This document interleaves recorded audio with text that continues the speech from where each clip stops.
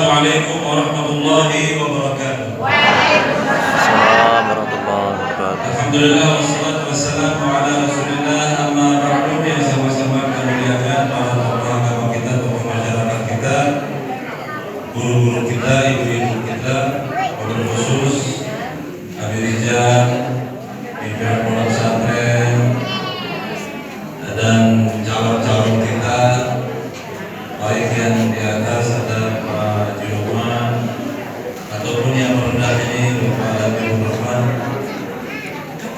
Rasulullah Shallallahu Alaihi Wasallam bersabda, "Man tawadhu'a rafa'ahu Allah." Barang siapa merendahkan diri, bertawadhu, Allah akan angkat dia. Mudah-mudahan diangkat. Amin. Tuan Guru Ahmad Sofi, Tuan Guru Zainuddin. Singkatnya, hadirin-hadirat yang dimuliakan oleh Allah Subhanahu Wa Taala. Pertama-tama saya mengucapkan selamat kepada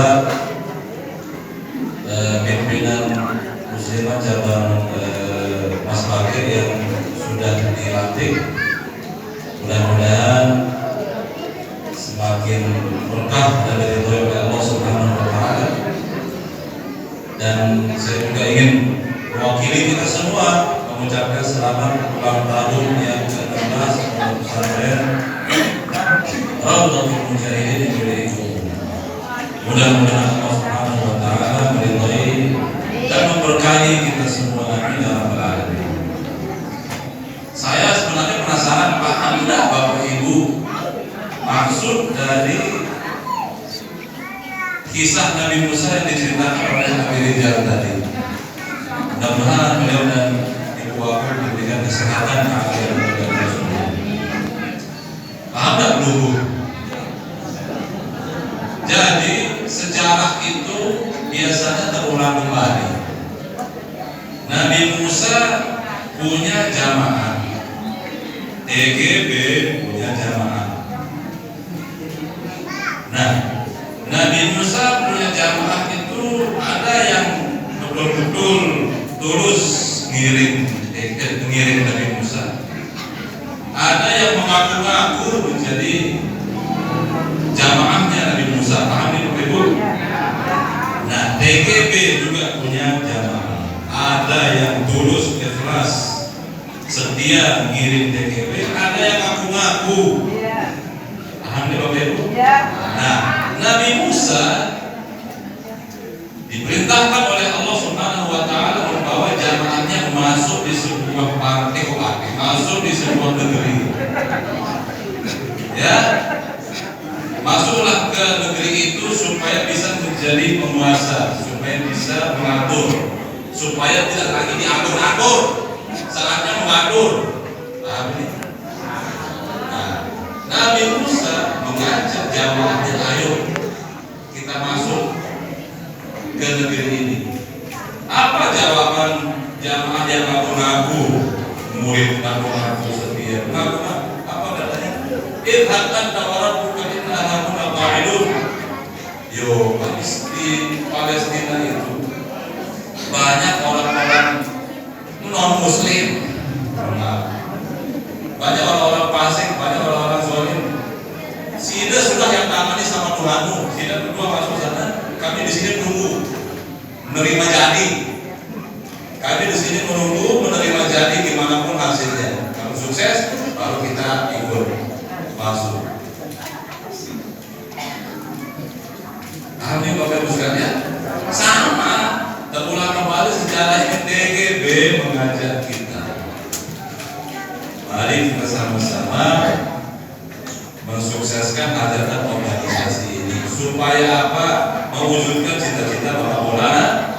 Apa itu Rasulullah Sallallahu Alaihi Wasallam? Supaya apa? Supaya terwujud cita-cita Maulana Syekh dalam wasiatnya pada akhirnya MW mengatur. Supaya apa? Supaya kita bisa mengatur. Selama ini kita diatur. Saya sendiri bertanya langsung ke TGB.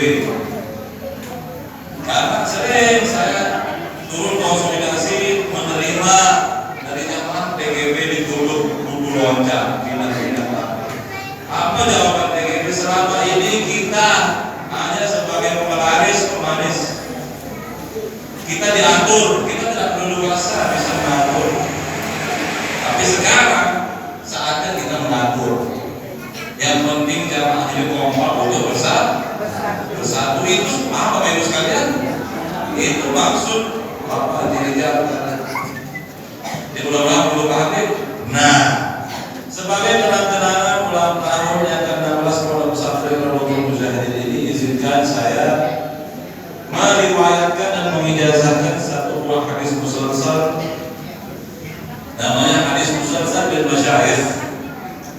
Kenapa? Karena semua perawinya itu statusnya adalah sebagai syekh. Saya Sholah Soekarnawati adalah perawi yang ke-30. Setelah saya ijazahkan nanti dan menunggu ikhlas mengatakan saya terima ijazahnya, insya Allah saat menunggu menjadi perawi yang ke-31. Saya Sholah Soekarnawati terima ijazahnya dari Syekh Said Usama Said Masih Al-Maliki yang pernah datang Burdah di Banjol. Dengan syarat yang bersambung untuk menghindar waktu sampai perawi pertama namanya Syekh Banan Al-Asbahani. Syekh Banan Al-Asbahani ini bermimpi. Apa mimpinya? Apa beliau mengatakan saya bermimpi berjumpa dengan Rasulullah Sallallahu Alaihi Wasallam. Saya perawi yang ke-30. Saya riwayatkan dengan syarat yang bersambung sampai perawi pertama namanya Syekh Banan Al-Asbahani. Beliau bermimpi berjumpa dengan Rasulullah Sallallahu Alaihi Wasallam. Berarti Syekh Banan ini tidak hidup di zaman sahabat.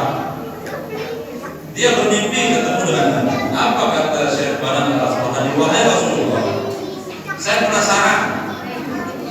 Imam Syafi'i guru kita, pendiri mazhab Syafi'i, apakah beliau wahai Rasulullah Sallallahu Alaihi Wasallam telah memberikan sesuatu yang istimewa, hadiah untuk beliau, semacam hadiah untuk Imam Syafi'i?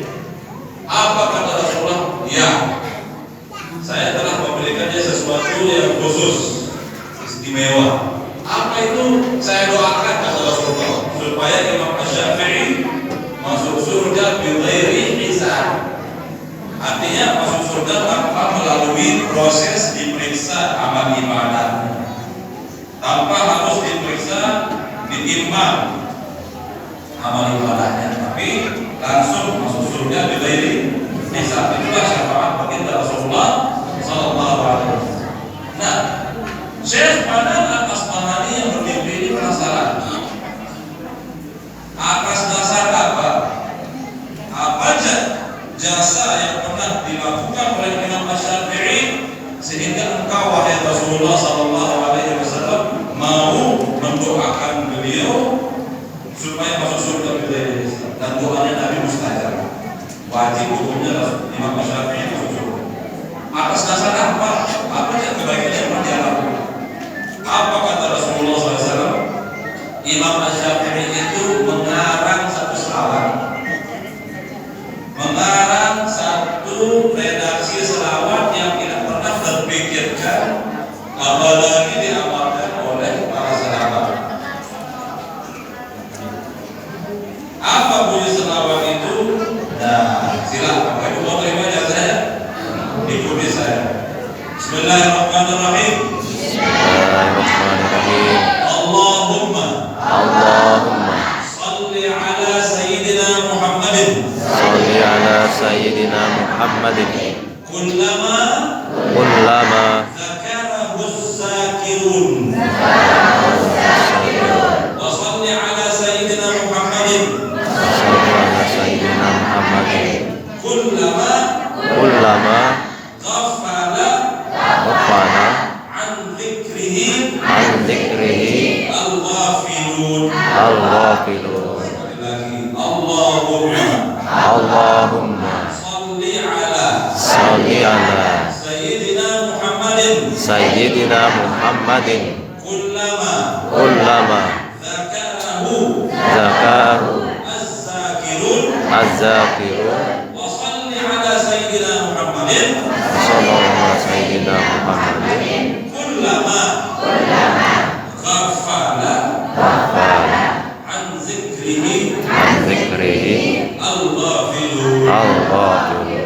Selanjutnya pengijazahan. Nah, pengijazahan itu perlu saya ingatkan terus menerus. Ada 4 rukunnya. Pertama ada yang mengijazahkan, yang kedua ada yang menerima ijazah, rukun yang ketiga ada ilmu yang diijazahkan, yang terakhir ada lafaz ijab kabul. Nah, mari kita melakukan ijazah. Saya Sholah Soekarnawadi, perawi yang ke-30. Sebagaimana menerima ijazah hadis musalsal ini dari Syekh Usama Sa'id Masih Al-Maliki Al-Hasan dan Tuan Guru Haji Rasul Doa dengan sanad yang bersambung sampai kepada Rasulullah SAW. Saya ijazahkan khusus kepada Bapak Ibu dan jamaah yang hadir di majelis kita ini. Terima ya? Saya terima. Sekali lagi langsung dijawab. Saya Sholah Soekarnawadi. Saya ulangi, saya Sholah Soekarnawadi. Sebagaimana menerima ijazah hadis musalsal ini, saya ijazahkan khusus kepada semua yang hadir dalam kesempatan ini.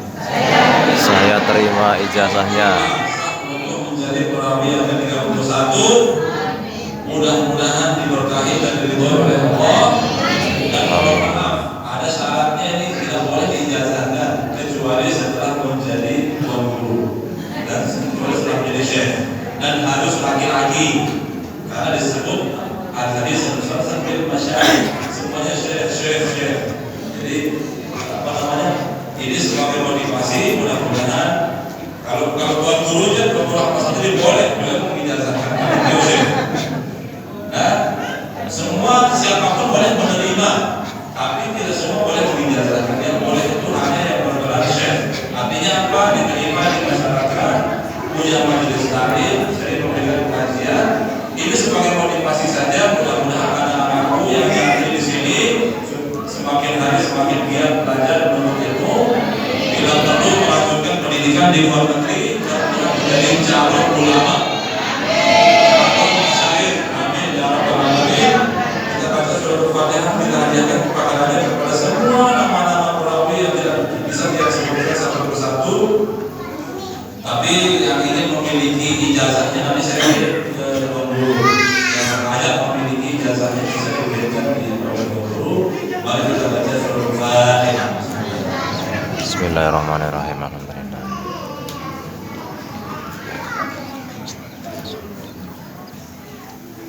Apa hikmah yang bisa kita ambil dari riwayat ini? Pertama, perawi pertama namanya Syekh Badan Al-Asbahani, tidak sezaman dengan Imam Syafi'i dan tidak sezaman dengan Rasulullah Sallallahu Alaihi Wasallam. Syekh Badan Al-Asbahani, Allah berikan nikmat bisa bersilaturahim, bertemu lewat mimpi dengan Rasulullah Sallallahu Alaihi Wasallam dan dapat ilmu, dapat informasi penting bahwa Imam Syafi'i itu didoakan oleh Nabi supaya masuk surga berdiri. Pelajaran yang bisa kita ambil dari hadis inilah, Bapak Ibu, Maulana Syekh berani mengarang selawat seperti selawat An-Nataib, selawat atau berlomba dan seterusnya. Nah, Bapak Ibu, ini dalil kita kalau ada yang mengingkari atau menuduh bid'ah kita membaca selawat. Saya kan dari zaman Nabi dia selawat An-Nataib. Apa kita jawab dia? Imam Syafi'i doa yang tidak sezaman dengan Rasulullah berani mengarang selawat dengan redaksi baru yang tidak pernah dibaca diamalkan oleh para sahabat. Justru dapat doa dari Nabi langsung, dapat syafaat masuk surga berdiri. Itulah yang menyebabkan para ulama, para aulia berlomba-lomba mengarang selawat dengan harapan mendapatkan berkah didoakan oleh Rasulullah Sallallahu Alaihi Wasallam. Amin juga Bapak Ibu sekalian. Pelajaran yang kedua yang bisa kita ambil, ternyata Rasulullah walaupun sudah meninggal dunia, beliau walaupun beda alam dengan kita, tapi beliau tetap memantau, tetap mengawasi dengan izin izin Allah Subhanahu wa Ta'ala mengawasi gerak-gerik kita dan memberikan perhatiannya, kasih sayangnya kepada orang-orang yang soleh, yang rajin beribadah, terutama yang beribadah atas dasar ilmu.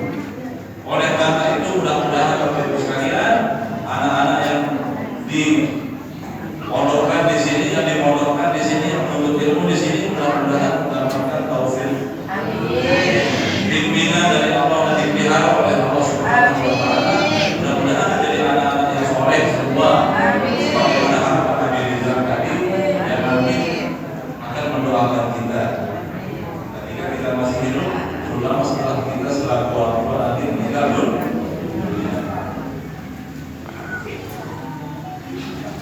Hubungan kita, pelajaran yang bisa kita ambil, hubungan kita dengan guru-guru kita jangan luput kira terputus setelah beliau meninggal.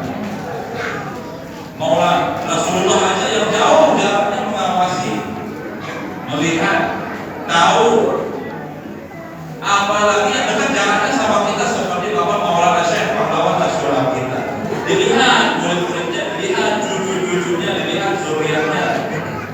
Siapa yang tulus, siapa yang ikhlas. Amin Bapak Ibu sekalian. Oleh karena itu, mari kita sama-sama berusaha bagaimana membuat Tuan Guru Bajang bangga, bagaimana kita berlomba-lomba membuat Maulana Syekh bangga di alam sana. Meninggal dunia bukan berarti putus hubungan, bukan berarti berhenti kita bisa berkomunikasi. Hadis ini, ilmu ini didapatkan oleh Syekh Al-Asqalani lewat mimpi. Lewat mimpi. Artinya apa? Apa hikmah kita tidur? Bukan hanya sebagai sarana untuk istirahat, tapi tidur juga bisa menjadi sarana untuk berkomunikasi, berhubungan, dialog bahkan dengan orang-orang yang soleh, guru-guru kita, baginda Rasulullah SAW. Oleh karena itu Bapak Ibu yang dirahmati Allah, saya minta jangan apalagi sampai putus asa, putus harapan. Mari kita bercita-cita tinggi. Mudah-mudahan kita mau berdaya bersilaturahim dengan guru kita, dicita-citakan, diusahakan, didoakan. Kalau betul cinta sama guru kita Maulana Syekh, cinta kepada Rasulullah SAW. Alangkah indahnya hidup ini, andai dapat tatap wajahmu. Jangan hanya dilakukan tapi dihayati. Apalagi yang tidak sesama dengan Maulana Syekh. Kalau betul cinta sama Maulana Syekh, ya Allah, mudah-mudahan perasaan melek saya bisa ketemu sama Maulana Syekh, melek saya bisa ketemu dengan Rasulullah SAW. Hadirkan perasaan rindu itu, bila perlu diucapkan dengan dalam doa-doa. Mudah-mudahan saya bisa ketemu dengan Maulana Syekh. Saya mohon petunjuk dari beliau-beliau, saya mohon diberikan ilmu. Alhamdulillah Bapak Ibu sekalian.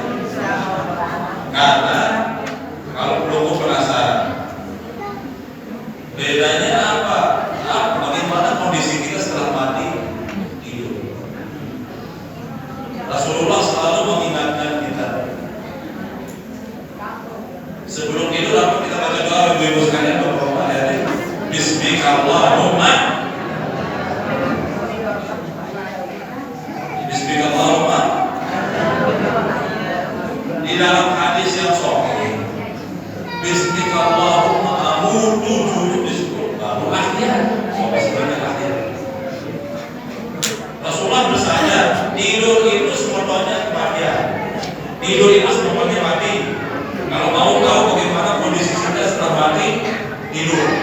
Di situ jawabannya. Sebelum kita tidur, kita baca doa.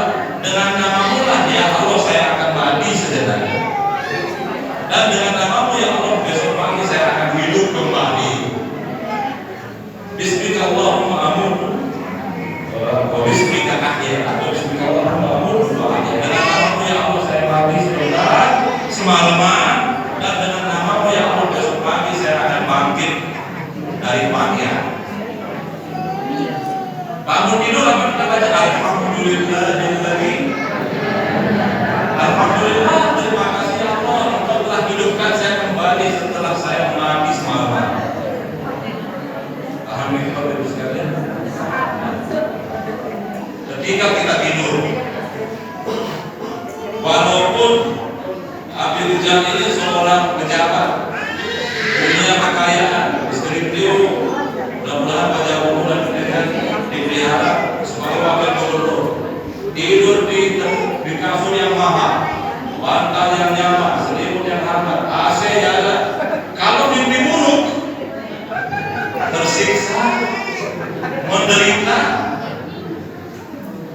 walaupun kita miskin, walaupun kita tidak punya apa-apa, tidur di emperan, tidak pakai selimut, berdebu, badan sendal jadi bakaran kita. Kalau kita mimpi indah, apalagi mimpi basah, bahagia, nikmat, meraya-raya, surga hidupnya.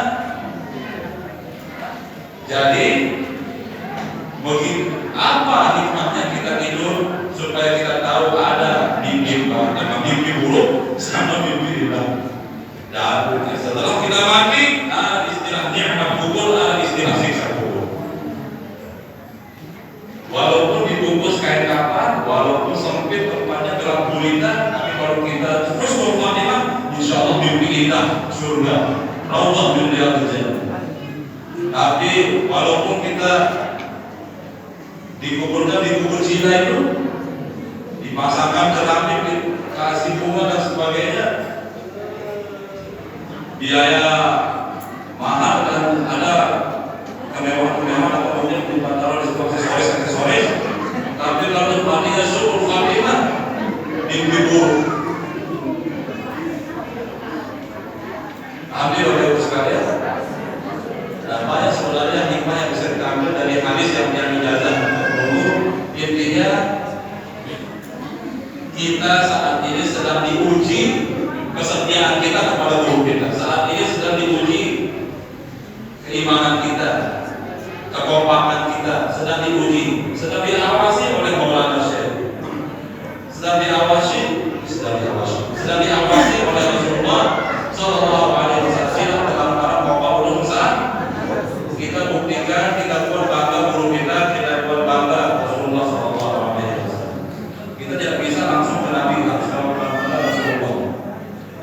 Kita tidak bisa langsung ke Rasulullah, kita harus pelantara guru kita yang menjadi pewaris Rasulullah Sallallahu Alaihi Wasallam. Mudah-mudahan apa yang saya sampaikan ini bermanfaat. Sekali lagi selamat ulang tahun yang ke-16 Pondok Pesantren Rawdatul Mujahidin. Mudah-mudahan semakin maju, semakin sukses dan jaya, dan mudah-mudahan santri-santri dipatinya bertambah.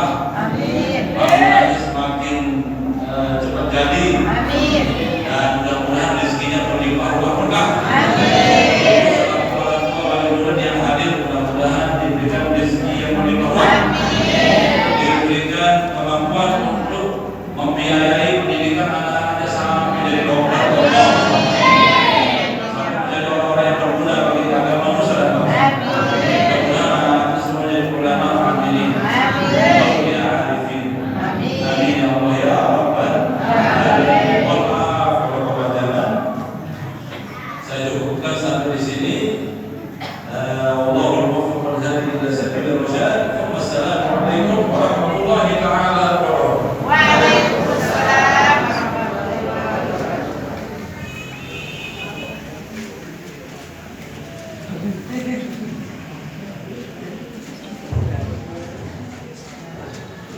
Acara selanjutnya doa yang dalam hari ini akan dipimpin oleh Tuan Guru Haji Zainuddin Badawuddi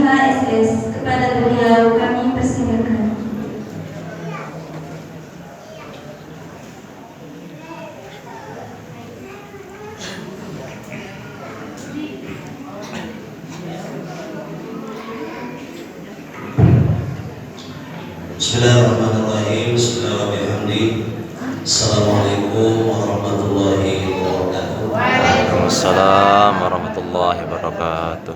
Untuk lebih barokahnya majelis pengajian kita dalam rangka hari ulang tahun Pondok Pesantren Rawdatul Mujahidin yang ke-16, marilah kita sama-sama menutupnya dengan membaca doa pusaka yang sebelumnya kita awali dengan pembacaan umum kitab dengan niat mudah-mudahan seluruh tokoh-tokoh kita, pemimpin-pemimpin kita, pemimpin dalam organisasi kita, termasuk juga para guru, para masyayikh, pimpinan-pimpinan pondok pesantren, para asatidz, para guru, para pendidik, senantiasa dipanjangkan umur oleh Allah, selalu dalam keadaan sehat walafiat, dan mudah-mudahan apa yang menjadi hajat niat cita-cita guru kita Al-Mukarram Bapak Tuan Bajan dan hajat niat semua tokoh kita yang hadir di majelis ini dimudahkan dan disampaikan oleh Allah Subhanahu wa taala. Al-Fatihah. Bismillahirrahmanirrahim. Iya kenal, iya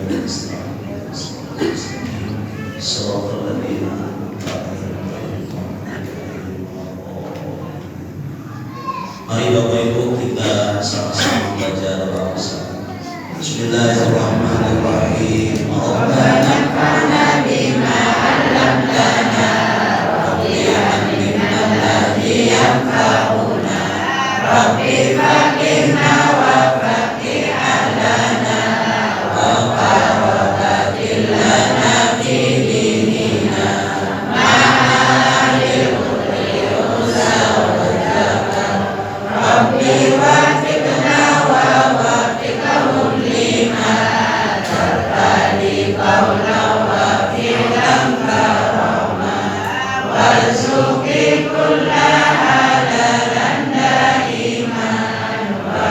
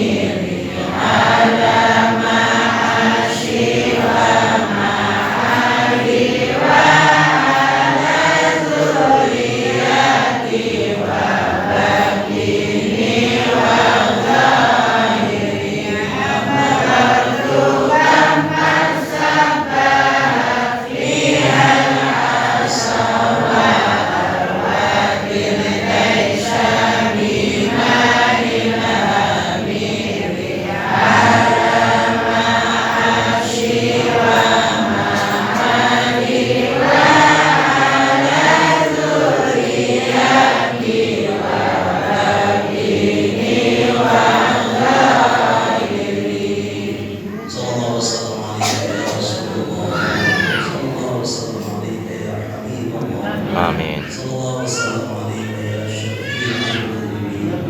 Allahumma syafi' fina, Allahumma syafi' fina. Amin. Allahumma syafi' fina. Amin. Allahumma innaka ta'lamu anna hadhihi al-qulub qad ijtama'at ala Muhammadin wa ta'ahadat ala nusrati syari'atik. ووثق اللهم مالك الملك رابطتها وأدم ودها واهدها سبلها وعلمها الكتاب والحكمة واحفظنا من فتن المحيا والممات ومن شر الخلق والحساد واحفظنا من فتن المحيا والممات ومن شر الخلق والحساد واحفظنا